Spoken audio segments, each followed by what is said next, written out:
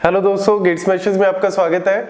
आज की इस वीडियो में हम डिस्कस करने जा रहे हैं सोल्यूशन ऑफ असाइनमेंट नंबर 7 और ये असाइनमेंट हमने दी थी थ्योरी ऑफ कंप्यूटेशन पे। तो स्टार्ट करते हैं क्वेश्चन नंबर 1 से।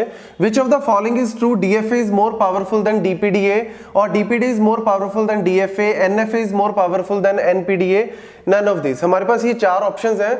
तो सबसे पहले मैं आपको बता देता हूँ ये क्वेश्चन कहाँ से आया हुआ है। Machines in the theory of computation, और हमारे पास डिफरेंट मशीन्स हैं। Let's say start with the first machine, that is finite automata. और फाइनाइट ऑटोमेटा की हमेशा याद रखना लीस्ट पावर होती है। अब यहाँ पे पावर का फंडा क्या है, मतलब किस टर्म में हम बोल रहे हैं कि इसकी पावर कम है या ज्यादा है। अगर कोई मशीन एक लैंग्वेज को एक्सेप्ट कर रही है और कोई दूसरी मशीन है जो 3 लैंग्वेजेस को एक्सेप्ट कर रही है, तो दूसरी मशीन की पावर ज्यादा है। मतलब जो मशीन जितनी ज्यादा लैंग्वेजेस को एक्सेप्ट करेगी उतनी ही उसकी पावर ज्यादा होगी। बस ये पॉइंट हमेशा याद रखना। तो फाइनाइट ऑटोमेटा में हमारे पास जनरली दो अलग अलग होती हैं, DFA, NFA, that is deterministic finite automata, non deterministic finite automata. और इन दोनों की पावर जो है वो क्या होती है, बराबर, बिकॉज दोनों को ही हम यूज करते हैं रेगुलर ग्रामर को या रेगुलर लैंग्वेज को एक्सेप्ट करवाने के लिए। तो इन दोनों की पावर क्या होती है, बराबर। तो नेक्स्ट फाइनाइट ऑटोमेटा के बाद हमारे पास आते हैं DPDA, that is deterministic push down automata.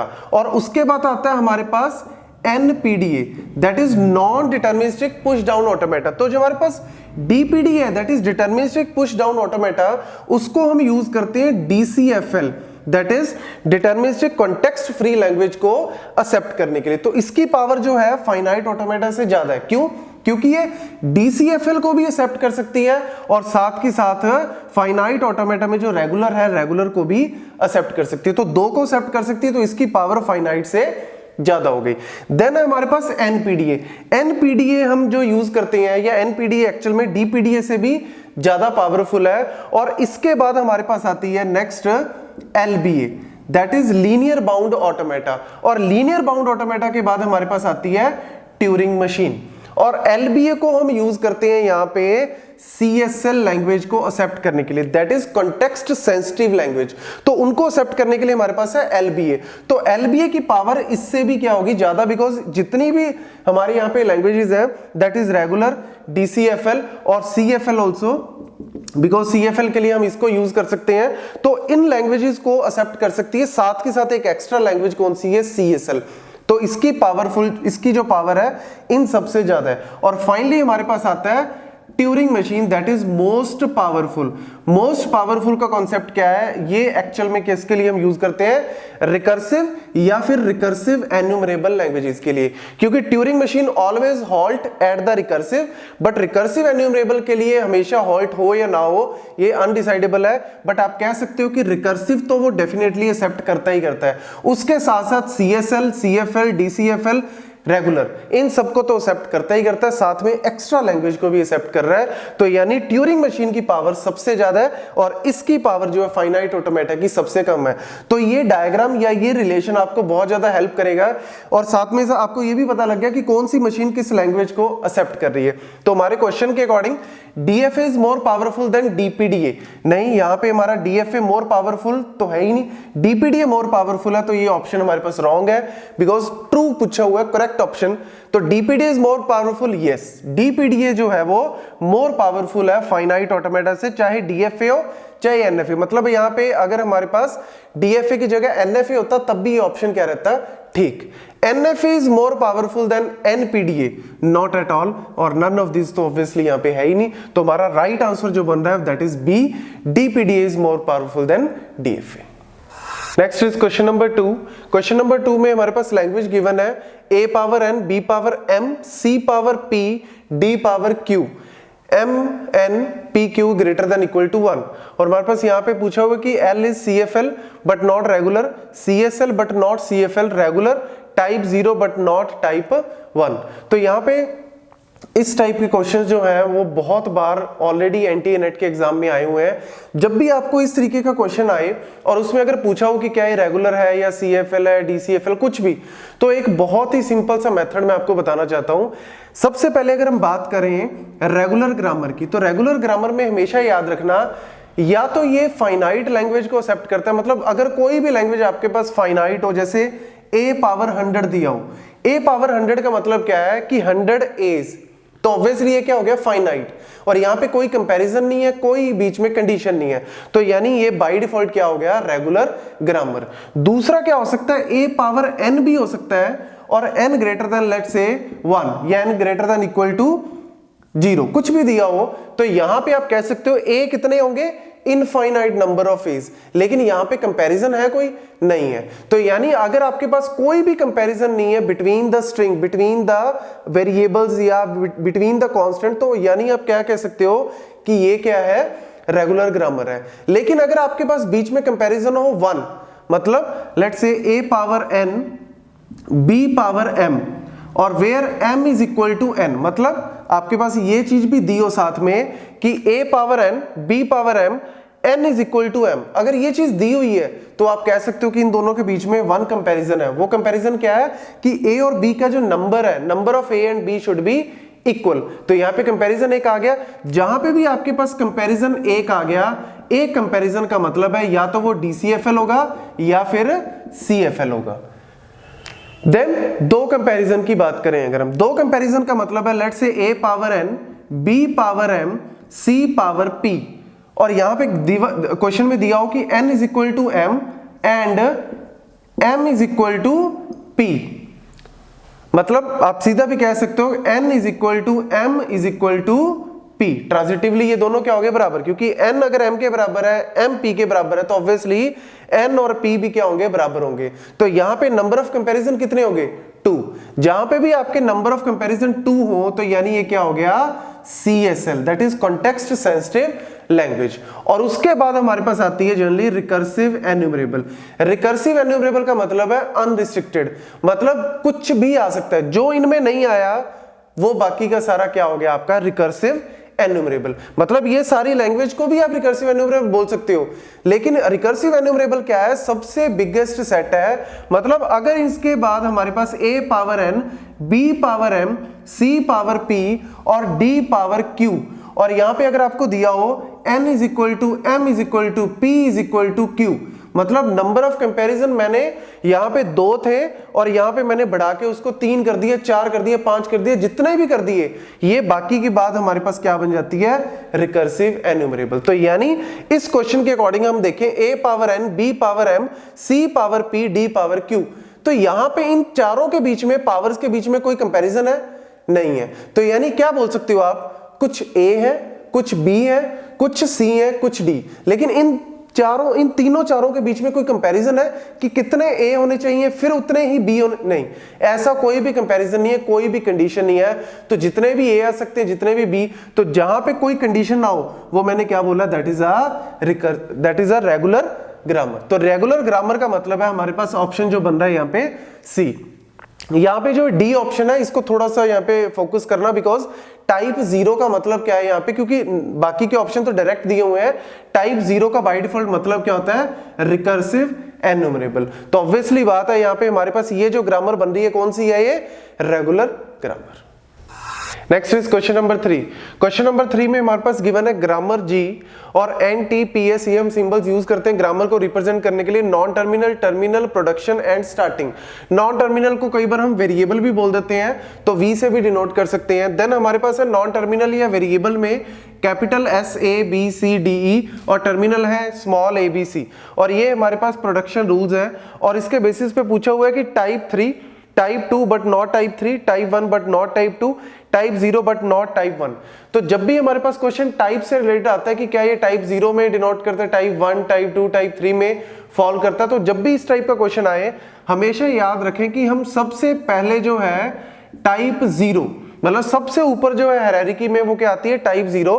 Type 0 को हम रिकर्सिव एन्यूमरेबल लैंग्वेज भी बोलते हैं, और रिकर्सिव एन्यूमरेबल या टाइप 0 जो होती है वो अनरिस्ट्रिक्टेड, अनरिस्ट्रिक्टेड मतलब सबसे कम रिस्ट्रिक्शन होती है टाइप 0 में, और इसमें सिर्फ एक ही रिस्ट्रिक्शन है कि जो LHS है किसी भी ग्रामर का, मतलब किसी भी ग्रामर का जो लेफ्ट हैंड साइड है उसमें अकेले टर्मिनल अलाउड नहीं है, means it can not contain only terminal. हाँ, वेरिएबल के साथ अगर टर्मिनल आ रहा है तब कोई प्रॉब्लम नहीं है, बट ऐसा नहीं होना चाहिए कि only terminal exist at the left hand side, this is the only restriction. तो देखो यहाँ पे कोई भी ऐसा रूल नहीं है जिसमें लेफ्ट हैंड साइड में अकेला टर्मिनल आ रहा हो, नहीं, अकेला टर्मिनल नहीं आ रहा, तो यानी ये आपकी टाइप 0 में तो डेफिनेटली है। देन उसके बाद आती है टाइप 1। हम नेक्स्ट चेक करते हैं कि क्या ये टाइप 1 में आती है। टाइप 1 का मतलब हम यूज करते हैं यहाँ पे CSL, that is context sensitive language. और CSL ग्रामर के लिए हमारे पास जो रूल है कि हम कैसे ग्रामर को देख के चेक कर सकते हैं, उसके लिए कंडीशन है कि जो लेफ्ट हैंड साइड में नंबर ऑफ एलिमेंट्स है, मतलब LHS में हमारे पास जितने वेरिएबल्स हैं उनकी जो वैल्यू है वो लेस देन और इक्वल टू होनी चाहिए RHS से। मतलब LHS में जितने भी हमारे पास वेरिएबल्स हैं या टर्मिनल्स हैं उनकी वैल्यू जो है, टोटल उनका जो नंबर है वो RHS से या तो कम हो या बराबर हो सकता है। तो अगर आप ध्यान से देखो यहाँ पे कितने हैं 1 और यहाँ पे कितने 4, तो 1 less than equal to 4, yes. But यहाँ पे देखो कितने 3, यहाँ पे कितने 2, तो 3 लेस देन इक्वल टू 2, नहीं। तो यानी ये वाला जो है रूल वो फॉलो नहीं कर रहा, किसको, टाइप 1 को।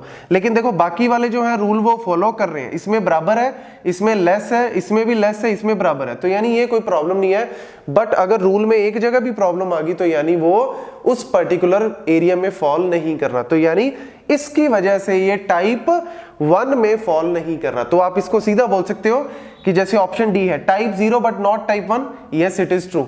लेकिन अगर आप फिर भी अगर फर्दर आगे भी चेक करना चाहते हैं तो टाइप 2 में हम जनरली यूज करते हैं CFL, कॉन्टेक्स्ट फ्री लैंग्वेज। और उसमें हमारे पास रूल क्या है कि LHS, जो LHS है उसमें हमारे पास सिर्फ एक वेरिएबल होना चाहिए, means LHS should contain only 1 variable, this is a rule for the type 2।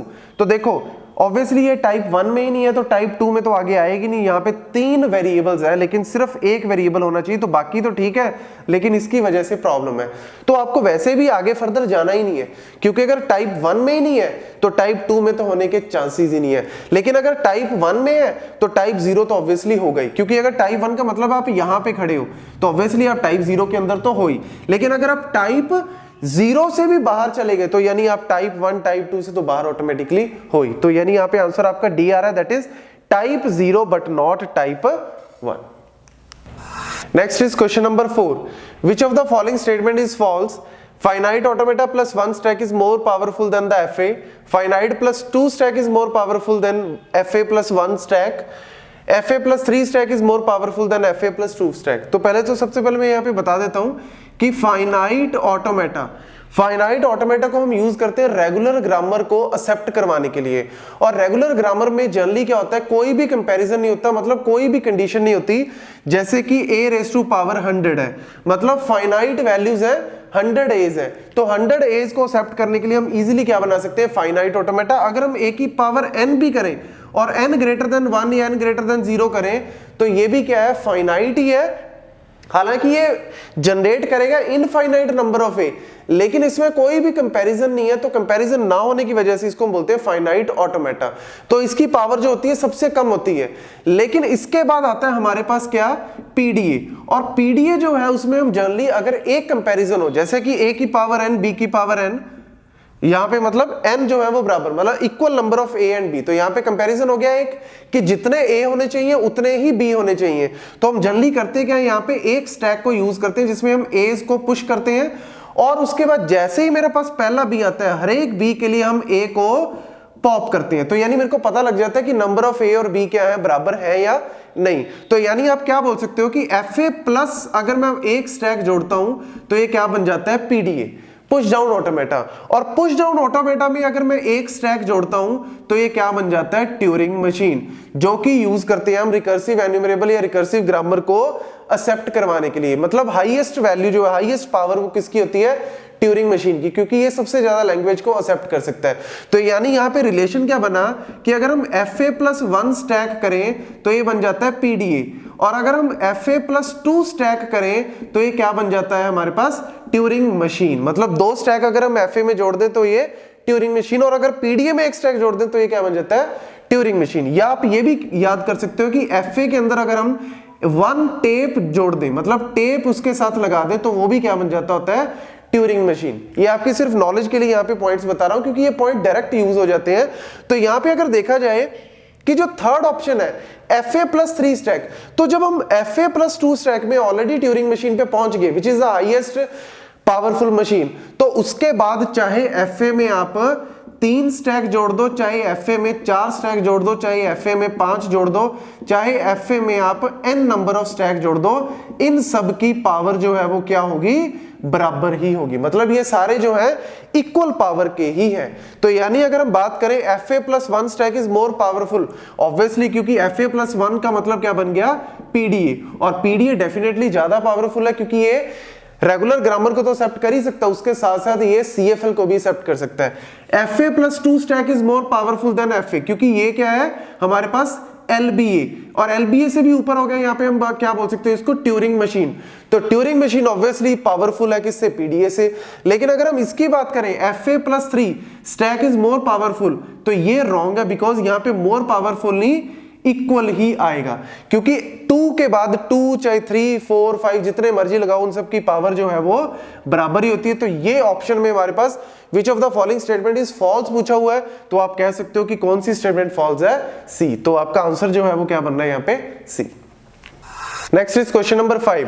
Question number 5 में हमारे पास गिवन है consider the following right linear grammar, और ग्रामर को हम जनरली डिनोट करते हैं G से, NTPS ये सिंबल्स है, non terminal, terminal, production and starting.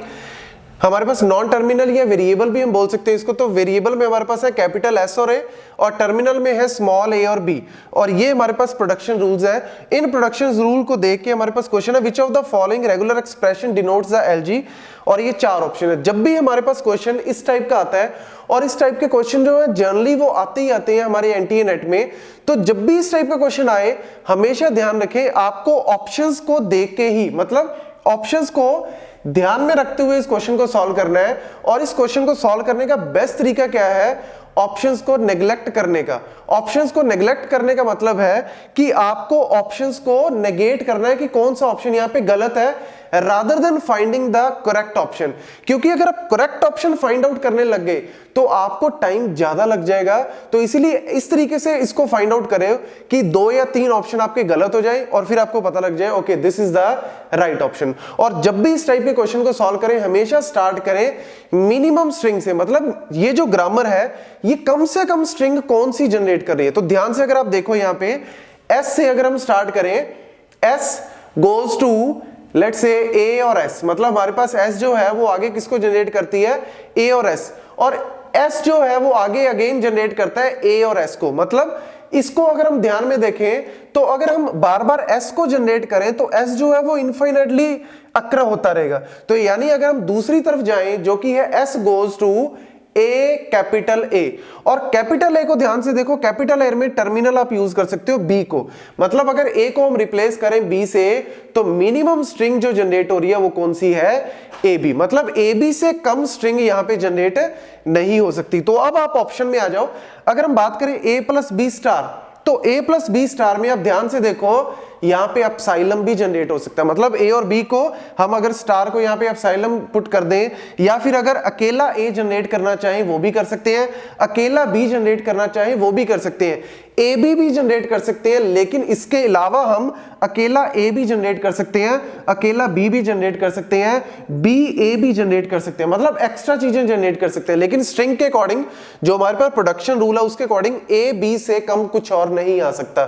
तो यानी ऑप्शन A जो है वो आपका रॉन्ग है। देन अगर हम बात करें ऑप्शन डी की, तो ऑप्शन डी देखो A star B star, A star B star का मतलब है अगर स्टार की जगह एप्सिलॉन पुट कर दोगे और B की जगह मतलब स्टार की जगह एप्सिलॉन पुट कर दोगे तो ओवरऑल आंसर आपका 5 आएगा, मतलब एप्सिलॉन ही आएगा।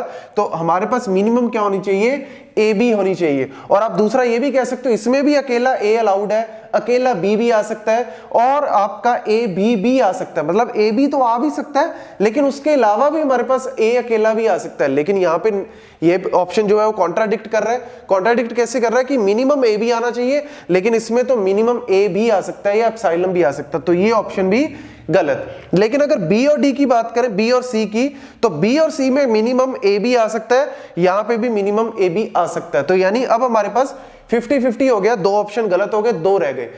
एक और स्ट्रिंग चेक करते हैं यहाँ पे।